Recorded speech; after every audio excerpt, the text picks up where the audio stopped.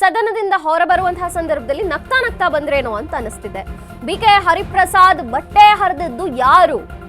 ತಳ್ಳಾಟ ಆಗಿದೆ ಒಂದಷ್ಟು. ನಿಮ್ಮ ಶೋ ಈಗ ನ್ಯೂಸ್ನಲ್ಲಿ ಬಿಗ್ ಇನ್ಸೈಡ್ ಸ್ಟೋರಿ ಒಂದನ್ನ ತೋರಿಸ್ತಿದ್ದೀವಿ. ಗವರ್ನರ್ ತಡೆಯುವಂತಹ ವೇಳೆ ಭಾರಿ ಹೈಡ್ರಾಮಾ ಉಂಟಾಗಿದೆ ಸದನದಲ್ಲಿ. ಗೆಹ್ಲೋಟ್ ತಡೆಯಲು ನೋಡಿದ್ದ ಬಿಕೆ ಹರಿಪ್ರಸಾದ್ ಅವರು ರಾಜ್ಯಪಾಲರನ್ನ ಅಡ್ಡಗಟ್ಟಲು ಎಂಎಲ್ಸಿ ಯತ್ನ ಮಾಡಿದ್ರು. ಈ ವೇಳೆ ಬಿಕೆಎಚ್ ತಡೆ ಗವರ್ನರ್ ಗಾರ್ಡ್ಸ್ ಏನಿದ್ದಾರೆ ಅವರನ್ನ ತಡೆಯಕ್ಕೆ ಹೋಗಿದ್ದಾರೆ. ಅಂಗರಕ್ಷಕರು ಮತ್ತು ಹರಿಪ್ರಸಾದ್ ನಡುವೆ ಜಟಾಪಟಿ ನಡೆದಿದೆ. ಈ ಹಂತದಲ್ಲಿ ಬಟ್ಟೆ ಹರಿದು ಹೋಗಿದೆ ಬಿಕೆ ಹರಿಪ್ರಸಾದ್ ಅವರ ಬಟ್ಟೆ.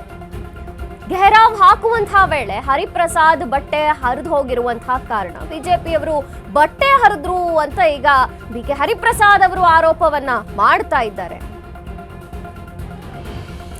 ಈ ತಳ್ಳಾಟ ಜಟಾಪಟಿ ನಡೆಯುವಂತಹ ಸಂದರ್ಭದಲ್ಲಿ ಇವರು ಬಿಕೆ ಹರಿಪ್ರಸಾದ್ ಅವರು ಗವರ್ನರ್ನ ಘೇರಾವ್ ಹಾಕಕ್ ಹೋಗಿದ್ದಾರೆ. ಇದೇ ಸಂದರ್ಭದಲ್ಲಿ ಗವರ್ನರ್ನ ತಡೆಯುವಂತಹ ವೇಳೆಯಲ್ಲಿ ಭಾರಿ ಹೈಡ್ರಾಮಾ ಉಂಟಾಗಿರುವಂತಹದ್ದು. ಜೊತೆಗೆ ರಾಜ್ಯಪಾಲರಿಗಾಗಿ ವಿಶೇಷವಾಗಿ ನೇಮಿಸಿದಂತಹ ಅವ್ರು ಏನ್ ಬಾಡಿ ಗಾರ್ಡ್ಸ್ ಇದ್ದಾರೋ ಅವರು ಇವ್ರ ನಡುವೆ ಜಟಾಪಟಿ ಉಂಟಾಗಿದೆ. ಇವ್ರು ಘೇರಾವ್ ಹಾಕಕ್ ಬಂದಿದ್ದಾರೆ, ಅವರ ಗಾರ್ಡ್ಸ್ ಅವ್ರನ್ನ ತಡೆಯೋಕೆ ಪ್ರಯತ್ನ ಪಟ್ಟಿದ್ದಾರೆ ಬಿಕೆ ಹರಿಪ್ರಸಾದ್ ಅವ್ರನ್ನ. ಇದೇ ಸಂದರ್ಭದಲ್ಲಿ ಅವರಿಬ್ಬರ ನಡುವೆ ಗವರ್ನರ್ ಅಂಗರಕ್ಷಕರು ಮತ್ತು ಬಿಕೆ ಹರಿಪ್ರಸಾದ್ ಅವರ ನಡುವೆ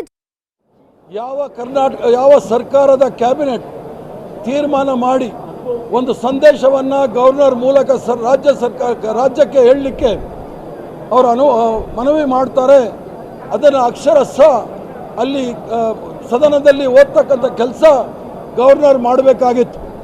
ಗವರ್ನರ್ ಅವರು ಇವತ್ತು ಸಾಂಪ್ರದಾಯಿಕವಾಗಿ ಬಂದು ಏನು ಸರ್ಕಾರ ಕ್ಯಾಬಿನೆಟಲ್ಲಿ ತೀರ್ಮಾನ ಮಾಡಿ ಭಾಷಣವನ್ನು ರೆಡಿ ಮಾಡಿ ಕೊಟ್ಟಿದ್ರು, ಅದನ್ನು ಸಂದೇಶವನ್ನು ತಯಾರು ಮಾಡಿ ಕೊಟ್ಟಿದ್ರು, ಅದನ್ನು ಸಂಪೂರ್ಣವಾಗಿ ತಿರಸ್ಕರಿಸಿ ಅವ್ರದ್ದೇ ಆದ ಭಾಷಣವನ್ನು ಓದಿದ್ದಾರೆ.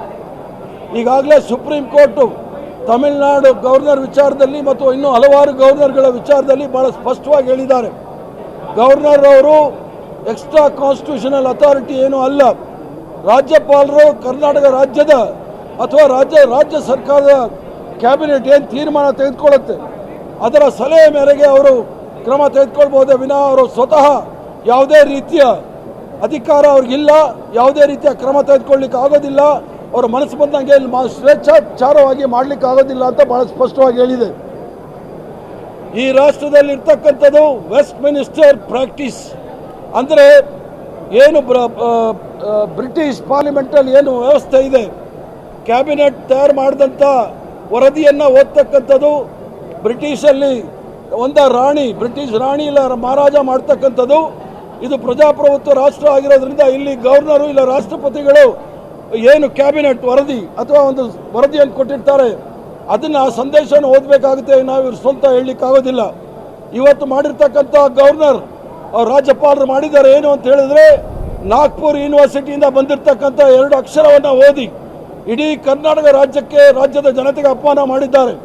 ಅದರಲ್ಲಿ ನಾವು ಪ್ರತಿಭಟನೆ ಮಾಡೋ ಸಂದರ್ಭದಲ್ಲಿ ಭಾರತೀಯ ಜನತಾ ಪಾರ್ಟಿಯ ಕೆಲವು ಶಾಸಕರು ನನ್ನ ಬಟ್ಟೆಯನ್ನು ಹರಿದು ಹಿಂದೆಯಿಂದ ಹರಿದಿದ್ದಾರೆ. ಮುಂದೆ ಬರಲಿಕ್ಕೆ ಯಾರಿಗೂ ಧೈರ್ಯ ಇಲ್ಲ. ಅವ್ರಿಗೆ ರಣಹೇಡಿಗಳು, ಬ್ರಿಟಿಷರ ಬೂಟ್ ನೆಕ್ದವರು ಭಾರತೀಯ ಜನತಾ ಪಾರ್ಟಿಯವರು, RSS ಅವರು ಮುಂದೆ ಬಂದು ಹೋರಾಟ ಯಾವತ್ತೂ ಮಾಡಲಿಕ್ಕೆ ಅವ್ರಿಗೆ ಧೈರ್ಯ ಇಲ್ಲ. ಗವರ್ನರ್ ಮೂಲಕ ಕರ್ನಾಟಕ ರಾಜ್ಯದ ಹೆಸರಿಗೆ ಮಸಿ ಬಳ್ಳಲಿಕ್ಕೆ ಪ್ರಯತ್ನ ಮಾಡ್ತಾ ಇದ್ದಾರೆ. ಒಂದು ಪ್ರಗತಿಶೀಲ ರಾಜ್ಯ ಅನಿಸ್ಕೊಂಡಿರ್ತಕ್ಕಂಥದ್ದು, ಅತಿ ಹೆಚ್ಚಿನ GST ಕೊಡ್ತಕ್ಕಂಥ ರಾಜ್ಯ ಅನಿಸ್ಕೊಂಡಿರ್ತಕ್ಕಂಥದ್ದು, ಸಿಲಿಕಾನ್ ವ್ಯಾಲಿ ಅಂತ ಅನಿಸ್ಕೊಂಡಿರ್ತಕ್ಕಂಥದ್ದು, ಧರ್ಮ ನಿರಪೇಕ್ಷಿತ ರಾಜ್ಯ ಅಂತ ಅನಿಸ್ಕೊಂಡಿರೋದು, ಸರ್ವ ಜನಾಂಗದ ಶಾಂತಿಯ ತೋಟ ಅನಿಸ್ಕೊಂಡಿರ್ತಕ್ಕಂಥ ರಾಜ್ಯಕ್ಕೆ ಗವರ್ನರ್ ಅವರಿಗೆ ಭಾರತೀಯ ಜನತಾ ಪಾರ್ಟಿಯವರು RSS ರವರು ಕರ್ನಾಟಕ ರಾಜ್ಯಕ್ಕೆ ಮಸಿ ಬಳ್ಳಲಿಕ್ಕೆ ಪ್ರಯತ್ನ ಮಾಡ್ತಾ ಇದ್ದಾರೆ. ಇದಕ್ಕೆ ತಕ್ಕ ಉತ್ತರವನ್ನು ನಾವು ಸಹ ಕೊಡ್ತೀವಿ ಅನ್ನೋದನ್ನ ತಿಳ್ಕೊಳ್ಬೇಕು. ಏನಾದರೂ ಭಾರತೀಯ ಜನತಾ ಪಾರ್ಟಿ ಅವರಿಗೆ ಧೈರ್ಯ ಇದ್ದರೆ ನನ್ನ ಎದುರಿಗೆ ಬಂದು ಹೋರಾಟ ಮಾಡಲಿ, ನನ್ನ ಎದುರಿಗೆ ಬಂದು ಚರ್ಚೆ ಮಾಡಲಿ ಸದನದಲ್ಲಿ, ಅದಕ್ಕೆ ಉತ್ತರ ಕೊಡ್ತೀನಿ.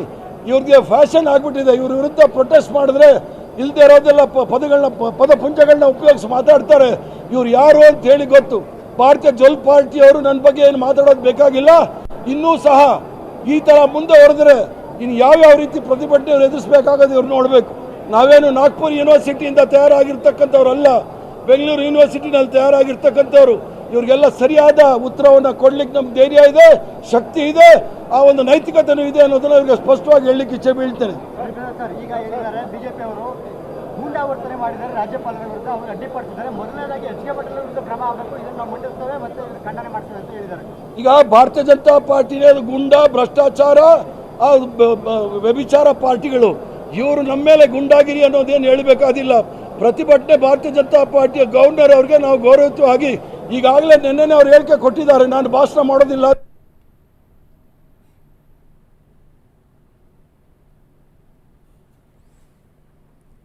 BK ಹರಿಪ್ರಸಾದ್ ಅವರ ಮಾತುಗಳನ್ನ ನಾವು ಗುಂಡಾಗಿರಿ ಮಾಡಿರ್ತಕ್ಕಂಥದ್ದು ಭಾರತೀಯ ಜನತಾ ಪಾರ್ಟಿಯವರು. ನನ್ನ ಬಟ್ಟೆಯನ್ನು ಅರ್ಧ ಹಾಕಿರ್ತಕ್ಕಂಥದ್ದು ಹಿಂದೆಯಿಂದ ಬಂದು ಅರ್ದಿದ್ದಾರೆ, ಮುಂದೆಯಿಂದ ಅರ್ಲಿಕ್ಕೆ ಧೈರ್ಯ ಇಲ್ಲ ಇವ್ರಿಗೆ. ರಣ ಹೇಡಿಗಳು ಇವರು ಭಾರತೀಯ ಜನತಾ ಪಾರ್ಟಿಯವರು. ಯಾರು ಅಂತ ನಾನು ಹಿಂದೆಯಿಂದ ನೋಡೋಕ್ಕಾಗೋದಿಲ್ಲ. ಇದು ಭಾರತೀಯ ಜನತಾ ಪಾರ್ಟಿಯ ಕಿಡಿಗೇಡಿಗಳು ಮಾಡಿರ್ತಕ್ಕಂಥ ಕೆಲಸ ಸದನದ ಒಳಗಡೆ. ಮುಖ್ಯಮಂತ್ರಿ ಅವರು ಹೇಳಿದ್ದಾರೆ, ಘೋಷಣೆ ಮಾಡಿದ್ದಾರೆ, ರಾಜ್ಯಾದ್ಯಂತ ರಾಜ್ಯಪಾಲರ ನಡೆ ವಿರುದ್ಧ ಹೋರಾಟವನ್ನು ಮಾಡ್ತಾ ಕೈಗೊಳ್ತೇವೆ ಅಂತ ಹೇಳಿದ್ದಾರೆ. ಈ ಕಡೆ ಬಿಜೆಪಿಯವರು ಕೂಡ ರಾಜ್ಯಪಾಲರ ಸಮರ್ಥನೆಯನ್ನು ಮಾಡಿಕೊಂಡು ನಾವು ಕೂಡ ಹೋರಾಟ ಮಾಡ್ತೇವೆ ಅಂತ ಹೇಳಿದ್ದಾರೆ. ರಾಜ್ಯಪಾಲರ ಈ ನಡೆ ಸಂವಿಧಾನದ ವಿರುದ್ಧ ಇರ್ತಕ್ಕಂಥ ನಡೆ. ಸಾಂವಿಧಾನಿಕ ಪದವಿನಲ್ಲಿ ಇರ್ತಕ್ಕಂಥವರು ಯಾವುದೇ ಸಂದರ್ಭದಲ್ಲಿ ಯಾವುದೇ ವಿಚಾರದಲ್ಲಿ ಸಂವಿಧಾನದ ವಿರುದ್ಧ ಹೋಗ್ಲಿಕ್ಕೆ ಸಾಧ್ಯ ಇಲ್ಲ. ಸಂವಿಧಾನದ ವಿರುದ್ಧ ಹೋಗಿರ್ತಕ್ಕಂಥ ರಾಜ್ಯಪಾಲರಿಗೆ ಒಂದೇ ಒಂದು ನಿಮಿಷವೂ ಸಹ ರಾಜಭವನದಲ್ಲಿ ಇರಲಿಕ್ಕೆ ಯೋಗ್ಯತೆ ಇಲ್ಲ, ಅವ್ರಿಗೆ ಹಕ್ಕು ಸಹ ಇಲ್ಲ.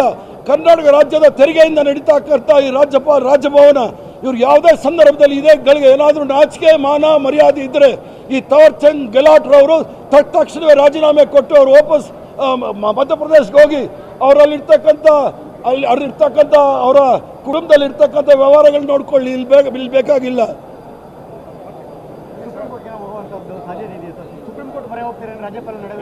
ಅದೆಲ್ಲ ತಾವು ಮುಖ್ಯಮಂತ್ರಿಗಳನ್ನ ಕೇಳಬೇಕು. ಮುಂದಿನ ಹೆಜ್ಜೆ ಮುಖ್ಯಮಂತ್ರಿಗಳು ಮತ್ತು ಪಕ್ಷ ಏನು ತೀರ್ಮಾನ ತೆಗೆದುಕೊಳ್ಳುತ್ತೆ ಆ ವಿಚಾರದಲ್ಲಿ ನಮ್ಮ ಹೋರಾಟವನ್ನು ನಾವು ರೂಪುರೇಷೆಗಳನ್ನು ಮಾಡ್ತೇವೆ. ಯಾಕಂದರೆ ಯಾವುದೇ ಸಂದರ್ಭದಲ್ಲಿ ಕರ್ನಾಟಕ ರಾಜ್ಯ ಇಡೀ ರಾಷ್ಟ್ರಕ್ಕೆ ಒಂದು ಮಾದರಿ ರಾಷ್ಟ್ರವಾಗಿದ್ದು. ಗುಜರಾತ್ ಮಾಡಲ್ ಅಲ್ಲ, ಫ್ರಾಡ್ ಮಾಡಲದು. ಕರ್ನಾಟಕ ರಾಜ್ಯ ಇಡೀ ರಾಷ್ಟ್ರಕ್ಕೆ ಮಾದರಿಯಾದಂಥ ರಾಜ್ಯಕ್ಕೆ ಮಸಿ ಬಳ್ಳಲಿಕ್ಕೆ ಭಾರತೀಯ ಜನತಾ ಪಾರ್ಟಿಯವರು, RSS ಅವರು, BJP ಅವರು ಪ್ರಯತ್ನ ಮಾಡ್ತಾರೆ. ಅದನ್ನು ನಾವು ಖಂಡಿಸ್ತೇವೆ.